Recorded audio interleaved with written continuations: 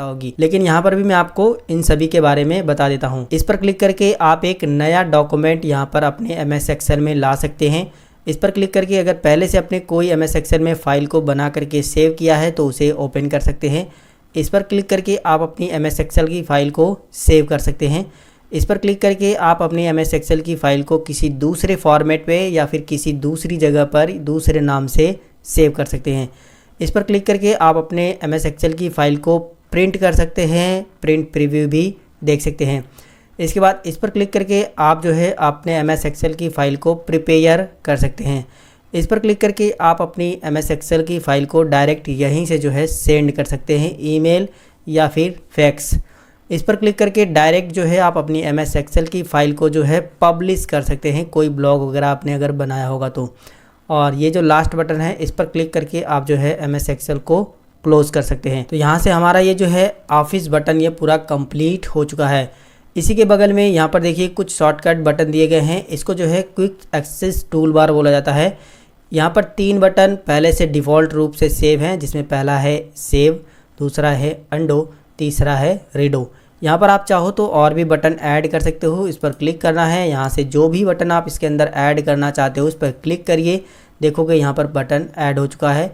इसके बाद दोबारा से आप इस पर क्लिक करिए, कोई दूसरा बटन ऐड करना चाहते हो तो ऐड हो जाएगा। इसके बाद आप इस पर दोबारा से क्लिक करके यहाँ पर जो है कोई बटन हटाना चाहते हो तो बस उस पर क्लिक कर दीजिए, वो बटन यहाँ से हट जाएगा। क्विक एक्सेस टूल बार से हम कोई भी काम जल्दी से यहाँ पर कर सकते हैं, इसीलिए ये टूल दिया होता है। और इसी के बगल में ये जो व्हाइट कलर की पट्टी दिख रही है जिसमें माइक्रोसॉफ्ट एक्सेल लिखा हुआ है, इसको जो है टाइटल बार बोला जाता है। और इसी के राइट साइड में यहाँ पर एक मिनिमाइज का बटन है, आप इस पर क्लिक कर दोगे तो MS एक्सेल मिनिमाइज होकर के आपके टास्क बार पे आ जाएगा और आप इस पर क्लिक करके दोबारा से इसे ओपन कर सकते हो। यहाँ पर एक बटन मिलेगा रीस्टोर का, आप इस पर क्लिक कर दोगे तो आपकी एक्सेल जो है छोटे इस तरीके से छोटे फाइल में आ जाएगा। और आप चाहो तो इस पर क्लिक करके इसे जो है दोबारा से बड़ा कर सकते हो, दोबारा से क्लिक करके छोटा कर सकते हो। इसी के बगल में एक बटन है क्लोज का, इस पर अगर आप जो है क्लिक कर देते हो तो MS एक्सेल आपका पूरा बंद हो जाएगा। अगर आप चाहते हो कि इस विंडो को और छोटा करना तो आप इस तरीके से कॉर्नर पे लेके जाइए और माउस का लेफ्ट बटन दबा करके एक्सेल की ये जो फाइल खुली हुई है इसको जो है और भी छोटा बड़ा यहाँ से आप जो है कर सकते हो, जितना बड़ा छोटा चाहिए जितना बड़ा चाहिए। अगर आप जो है इसको छोटा कर देते हो कुछ इस तरीके से और इसको उठा करके यहाँ पर लाना चाहते हो तो आप जो है ये जो टाइटल बार है इसी पर आपको माउस का लेफ्ट बटन क्लिक करके रखना है और इस तरीके से ड्रैग करके यहाँ पर ला करके छोड़ देना है। तो इस तरीके से आप जो है MS एक्सेल की फ़ाइल को इधर उधर भी लेके जा सकते हो। यहाँ पर करते हैं इसको बड़ा। अब बात करते हैं, हमारा ये ऊपर का साइड का कंप्लीट हो चुका है। इसी के ठीक नीचे ये जो स्काई ब्लू की पट्टी दिख रही है इसको जो है रिबन बोला जाता है। रिबन में ही ये जो बटन दिए गए हैं इनको टैब बोला जाता है या फिर मेनू बार बोला जाता है। प्रत्येक मेनू बार में अलग अलग भाग में अलग अलग बटन्स दिए गए हैं जो कि हम लोग इनके बारे में अभी सीखेंगे। रिबन के ठीक नीचे ही देख सकते हो यहाँ पर ये एक पट्टी है, इसको जो है फार्मूला बार बोला जाता है। इस पर आप लेके जाओगे माउस तो यहाँ पर दिखाई देगा फार्मूला बार लिखा हुआ है। इसी के जो पहले है ये नेम बॉक्स है। नेम बॉक्स में हम जिस भी सेल में काम करेंगे उसका नाम दिखाई देता है और फार्मूला बार में जो है हम कोई भी एक्सेल में फार्मूला लगाएंगे तो उसका यहाँ पर फार्मूला दिखाई देगा। और इस फार्मूले को आप जो है फार्मूला बार ये जो है उसको थोड़ा सा नीचे बड़ा भी कर सकते हो। यहाँ पर देखिए एक बटन है, इस पर क्लिक करोगे तो थोड़ा सा बड़ा हो जाएगा। ये तब हमारे काम में आता है जब हम बड़े से बड़ा फार्मूला इस्तेमाल करते हैं। तो इसको करते हैं छोटा। इसी के ठीक नीचे देखो बुक 1 करके आ रहा है और ये जो दिख रही है बुक 1 इसको जो है शीट्स बोला जाता है। आप इसे स्प्रेडशीट भी बोल सकते हो। इसमें जो है देखिए ABCD इस तरीके से दिए गए हैं। ABCD ये जो दिया गया है ये इसको जो है कॉलम बोला जाता है और ये जो 1 2 3 4 5 इस तरीके से दिया गया है ये रो है, ठीक है। 1 2 3 5 ये रो है और ABCDEFG ये जो है कॉलम है। देखिए कॉलम और रो जहाँ पर एक दूसरे को काटते हैं और ये जो बॉक्स बनता है इसको सेल बोला जाता है। कॉलम और रो के कटान बिंदु को जहाँ पर ये बॉक्स जहाँ पर वो लोग एक दूसरे को काटती हैं उसके बाद ये जो बॉक्स बनता है इसको सेल बोला जाता है। ये आपको ध्यान देना है। तो यहाँ से ये भी क्लियर हो गया कि सेल किसे बोलते हैं। तो देखिए सेल जब हमारे कॉलम और रो जहाँ पर एक दूसरे को काटते हैं और वो जो बॉक्स बनता है उसको सेल बोला जाता है। और जहाँ पर भी आप क्लिक करोगे कुछ इस तरीके से ब्लैक ब्लैक आग करके आ रहा है, तो ये एक्टिव सेल है। यानी कि जब हम लोग जो है काम करेंगे तो इसी सेल में काम करेंगे, ठीक है। अगर मैं कुछ टाइपिंग करूँगा तो इसी सेल में होगा, क्योंकि यही जो है एक्टिव सेल है। जिस भी सेल में हमें काम करना होगा सबसे पहले उसको क्लिक करना होगा, यानी इसको सेलेक्ट करना होगा। एक्सेल में रो की संख्या और कॉलम की संख्या ये आपको ज़रूर पता होना चाहिए, क्योंकि एक्सेल में कई बार जो है इस पे क्वेश्चन बन चुके हैं। देखिए सबसे पहले तो हम लोग जो है यहाँ पर देखिए फर्स्ट वाले रो में हैं, और अगर हम लास्ट रो में जाना चाहते हैं तो कंट्रोल के साथ आपको जो है डाउन एरो बटन दबाना है, तो आप डायरेक्ट जो है सीधा लास्ट वाली रो में चले जाओगे। और यहाँ पर देख सकते हो 10,48,576 रो है यहाँ पर, ये आपको ध्यान देना है। फिर से कंट्रोल के साथ अप वाला एरो बटन दबाना है ऊपर वाला, तो आप पहले वाले जो है रो में आ जाओगे। इसी तरीके से आपको ये भी पता होना चाहिए कि आपके एक्सेल वर्कशीट में जो है कितने कॉलम है। ये पता करने के लिए आप यहाँ पर भी क्लिक कर सकते हो। क्लिक करने के बाद देखोगे नेम बॉक्स में जो है सभी दिखा रहा है 10,48,576 आर का मतलब रो है, और 16,384 कॉलम है, सी का मतलब कॉलम है। आप यहाँ पर देख सकते हो यहाँ पर, ठीक है। देखिए 10,48,576 आर का मतलब रो, 16,384 सी का मतलब कॉलम।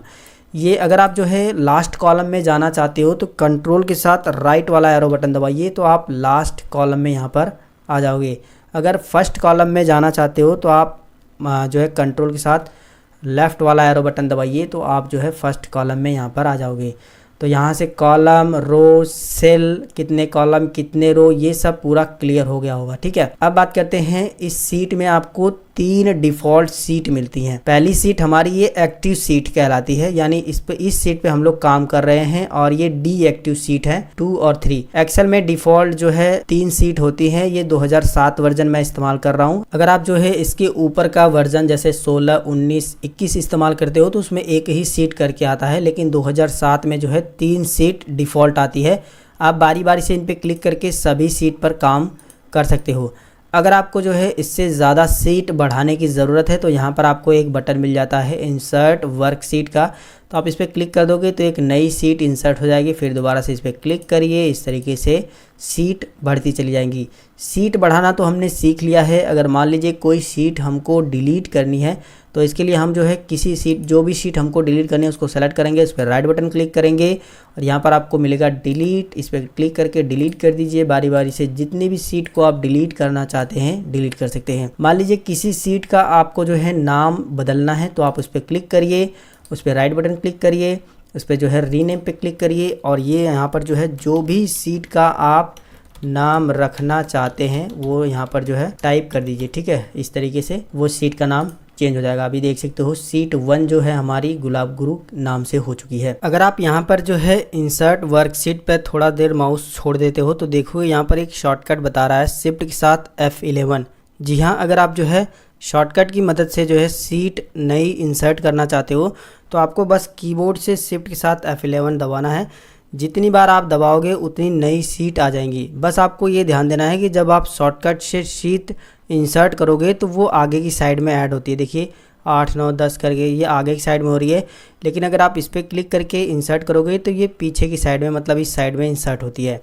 तो इस तरीके से आप शॉर्टकट से भी जो है सीट इंसर्ट करा सकते हो। तो इस तरीके से आपने सीट इंसर्ट करना, सीट को डिलीट करना, सीट का नाम चेंज करना, ये सब सीख लिया होगा। देखिए इसी पट्टी में राइट साइड में एक यहाँ पर देखिए इस तरीके से एक बटन है, इसको बोला जाता है स्क्रॉल बार। देखिए ये हॉरिजॉन्टल स्क्रॉल बार है और यहाँ पर देखिए ये एक वर्टिकल स्क्रॉल बार है। ये तब हमारे काम में आता है जब हम सीट में ज़्यादा काम कर रहे हैं तो स्क्रॉल करने के काम में आता है, ऊपर से नीचे जाने में। इसी तरीके से अगर हमको जो है इस साइड में जाना है, मतलब इस साइड में राइट साइड में, तो हम जो है हॉरिजॉन्टल स्क्रॉल बार का इस्तेमाल करेंगे। अगर ऊपर नीचे जाना है तो हम जो है वर्टिकल स्क्रॉल बार का इस्तेमाल करते हैं। और नीचे की साइड में ये जो स्क्रॉल बार है इसी के ठीक नीचे जो है आपको ये जो पट्टी दिखाई दे रही है जिसमें रेडी लिखा हुआ है, इसको जो है स्टेटस बार बोला जाता है, जिसमें यहाँ पर जो है लेआउट पैनल मिलता है आपको, जैसे नॉर्मल, पेज लेआउट और पेज ब्रेक रिव्यूअर। तो ये लेआउट पैनल है और इसी के बगल में जो है जूम करने का ऑप्शन मिलता है। जिस पर आप जो है माइनस पे क्लिक करके शीट को जूम आउट कर सकते हो और प्लस पे क्लिक करके आप जो है जूम इन कर सकते हो। तो जूम इन पे क्लिक करके हम जो है एक्सेल की वर्कशीट को इस तरीके से जूम करके कोई भी काम कर सकते हैं। जैसा कि मैंने आपको बताया कि अगर हमको एक्सेल में काम करना है तो पहले हमें वो सेल सेलेक्ट करने होते हैं जिसमें हमको काम करना होता है। जब हम एक बार माउस से अपने सेल को सेलेक्ट कर लेते हैं तो हम उसमें जो है कुछ भी डाटा टाइप कर देते हैं। डाटा टाइप करने के बाद कुछ भी जो भी आप इसमें नाम लिख रहे हो, कुछ अंक लिख रहे हो, लिखने के बाद अगर आपको जो है इस सेल से दूसरी सेल में जाना है तो आप जो माउस आपके कीबोर्ड में जो up down left right arrow button होते हैं उनकी हेल्प ली जाती है। अगर आप राइट साइड में जाना चाहते हो तो आप राइट एरो को दबाइए, आप राइट साइड में जाओगे। अगर आप लेफ़्ट साइड में जाना चाहते हो तो लेफ़्ट एरो को दबाइए, लेफ़्ट साइड में जाओगे। अगर आप डाउन मतलब नीचे जाना चाहते हो तो डाउन एरो को दबाइए और ऊपर जाना चाहते हो तो अप एरो को दबा सकते हो। यही काम आप जो है इंटर बटन से भी कर सकते हो। अगर आप नीचे जाना चाहते हो तो इंटर बटन दबाइए नीचे की साइड में, लेकिन अगर आप जो है राइट साइड में जाना चाहते हो तो आपको टैब बटन दबाना है तो आप राइट साइड में जाओगे। अगर आप पीछे जाना चाहते हो तो आपको शिफ्ट के साथ टैब बटन दबाना है तो आप पीछे आ जाओगे। यहाँ पर आप एक चीज़ नोटिस कर रहे हो कि जब मैंने इस सेल को सेलेक्ट किया है तो ये D6 में है, तो यहाँ पर भी देखिए नेम बॉक्स में भी दिखा रहा है D6, यानी D वाला हमारा कॉलम है और 6 हमारी रो है। इसी तरीके से अगर आप जिस भी कॉलम रो पर क्लिक करोगे वो नेम बॉक्स में यहाँ पर वो चीज़ नेम उसका पूरा दिखाई देगा कि ये कौन सा कॉलम है और कौन सी रो है। एक्सेल एक बहुत ही समझदार सॉफ्टवेयर है, बस आपको एक्सेल को जो है कुछ भी हिंट देना होता है और वो आराम से समझ जाता है कि क्या करना होता है। जैसे कि मैं जो है इस सेल में क्लिक करता हूँ और यहाँ पर मैं 1 टाइप करता हूँ, इसके बाद डाउन एरो से नीचे आता हूँ, यहाँ पर मैं 2 टाइप करता हूँ। फिर मैं क्या करता हूँ, इन दोनों सेल को जो है सेलेक्ट कर लेता हूँ। सेलेक्ट करने के लिए आपको जो है पहली सेल में क्लिक करना है, माउस का लेफ़्ट बटन दबाना है, दोनों को इस तरीके से सेलेक्ट कर लेना है ड्रैग करके, ठीक है। इसके बाद जो है आपको यहाँ पर देखोगे यहाँ पर एक नोड बना हुआ है, इस पर लेके जाओगे तो आपका जो माउस पॉइंटर है कुछ इस तरीके से प्लस जैसा बन जाएगा। अब आपको माउस का लेफ़्ट बटन दबाना है, इस तरीके से ड्रैग करके लेके आना है। एक्सेल अब आप समझ चुका है कि आपको क्या टाइप करना था। तो देखिए यहाँ पर इसके बीच की जितनी भी गैपिंग है उसके हिसाब से एक्सेल ने यहाँ पर हमको डाटा दे दिया है। यानी सिर्फ हमने एक्सेल को ये हिंट दिया था कि 1 के बाद 2 आना चाहिए और एक्सेल समझ गया है कि हमको क्या लाना है, वो इस तरीके से डाटा लेकर के आके आपको दे देगा। इसी तरीके से अगर आप 2 टाइप करते हो, नीचे की साइड में आने के बाद 4 टाइप कर देते हो तो एक्सेल आप समझ गया है कि 2 का गैप रखना है। तो आप इस तरीके से जो है दोनों को सेलेक्ट कर लीजिए, माउस का लेफ़्ट बटन दबा के यहाँ पर ला करके कुछ इस तरीके से ड्रैग कर दीजिए। तो एक्सेल देखो भली भांति पूरा प्रॉपर तरीके से एकदम सही 2 का टेबल यानी 2 का पहाड़ा यहाँ पर रख चुका है। इसी तरीके से अगर आप जो है कितने का भी गैप देना चाहो, जैसे मैं यहाँ पर 4 लिख देता हूँ, इसके बाद नीचे आने के बाद मैं जो है यहाँ पर 8 लिख देता हूँ। तो अब एक्सेल समझ चुका है कि 4 का गैप देना है। यहाँ पर आने के बाद जो है हम नीचे की साइड में आएंगे तो यहाँ पर देखिए 4 का भी टेबल तैयार हो चुका है। इसी तरीके से और भी बहुत सारी चीज़ें हम लोग एक्सेल में करने वाले हैं, लेकिन ये वीडियो काफ़ी ज़्यादा बड़ा हो गया है और मैंने सोचा है कि एक्सेल की जो भी मैं वीडियो बनाऊंगा वो छोटे बनाऊंगा ताकि आपको अच्छे से समझ में आ जाए, क्योंकि वीडियो जब बड़ा हो जाता है तो देखने में भी मज़ा नहीं आता है और एडिटिंग करने में भी बहुत ज़्यादा समय जाता है। तो आज की वीडियो में बस इतना ही। इस वीडियो में मैंने आपको एक्सेल के पूरे परिचय के बारे में बता दिया है। नेक्स्ट वीडियो में हम लोग बात करेंगे कि एक्सेल में हम लोग काम कैसे करते हैं। आज की वीडियो में बस इतना ही। अगर ये वीडियो आपको पसंद आया है तो वीडियो को लाइक करिए, अपने दोस्तों के साथ इस वीडियो को शेयर करिए।